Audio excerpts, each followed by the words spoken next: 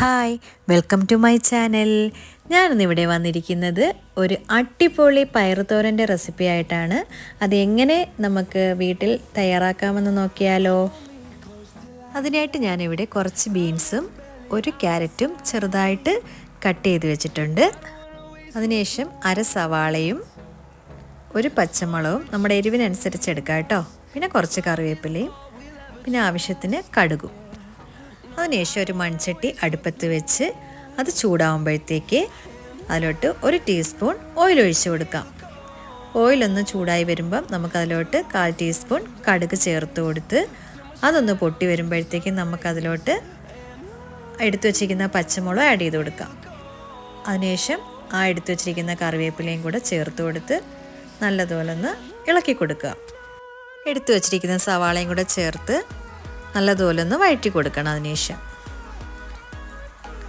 അതൊന്ന് വാടി വരുമ്പോഴത്തേക്കും നമുക്ക് ആ ബീൻസും ക്യാരറ്റും കൂടെ അതിലോട്ട് ചേർത്ത് കൊടുക്കാം. എന്നിട്ട് ആവശ്യമായിട്ടുള്ള ഉപ്പും അതിലോട്ട് ആഡ് ചെയ്ത് കൊടുക്കണം. അതിനുശേഷം ലോ ഫ്ലെയിമിൽ ഒരു 5 മിനിറ്റ് നമുക്കത് കുക്ക് ചെയ്തെടുക്കാം.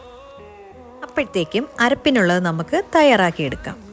അതിന് വേണ്ടത് ചെറിയ ജാറിൽ നമുക്ക് 1/2 കപ്പ് തേങ്ങ ചേർത്ത് കൊടുക്കാം. അതിനോടൊപ്പം തന്നെ ഒരു 5-6 കൊച്ചുള്ളിയും 2 മീഡിയം സൈസ് വെളുത്തുള്ളിയും 1/4 ടീസ്പൂൺ നല്ല ജീരകവും 1/4 ടീസ്പൂൺ മഞ്ഞൾപ്പൊടിയും ചേർത്ത് ഒന്ന് ഒതുക്കിയെടുക്കാം. ഒരുപാട് അരയ്ക്കേണ്ട ആവശ്യമില്ല, ജസ്റ്റ് ഒന്ന് ചതച്ചെടുത്താൽ മാത്രം മതി. ഈ ഒരു പരുവത്തിലായിരിക്കണം ചെയ്യേണ്ടത്. അങ്ങനെ ഇത് നമ്മുടെ പകുതി വേവായിട്ടുണ്ട്. ഇനി നമുക്കതിലോട്ട് ചതച്ച് വെച്ചിരിക്കുന്ന അരപ്പ് അതിലോട്ട് ചേർത്ത് കൊടുക്കാം. എന്നിട്ട് ഒരു 2-3 മിനിറ്റ് നമുക്കൊന്ന് മൂടി വെച്ചതിന് ശേഷം നമുക്കത് തുറന്ന് നല്ലതുപോലെ ഒന്ന് ഇളക്കി കൊടുക്കാം. അപ്പോഴെന്നെ ഇളക്കി കൊടുക്കരുത്, ജസ്റ്റ് ഒന്ന് മൂടി വെച്ചതിന് ഒരു 2-3 മിനിറ്റ് കഴിഞ്ഞതിന് ശേഷം നമുക്ക് തുറന്നത് ഇളക്കി കൊടുക്കാം.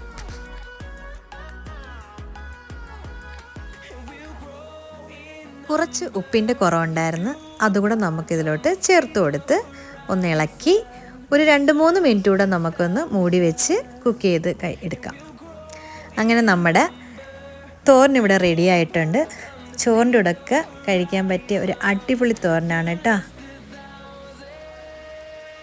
അപ്പോൾ എൻ്റെ വീഡിയോ ഇഷ്ടമായാൽ ലൈക്ക് ചെയ്യുക, ഷെയർ ചെയ്യുക, സബ്സ്ക്രൈബ് ചെയ്യുക. ബൈ.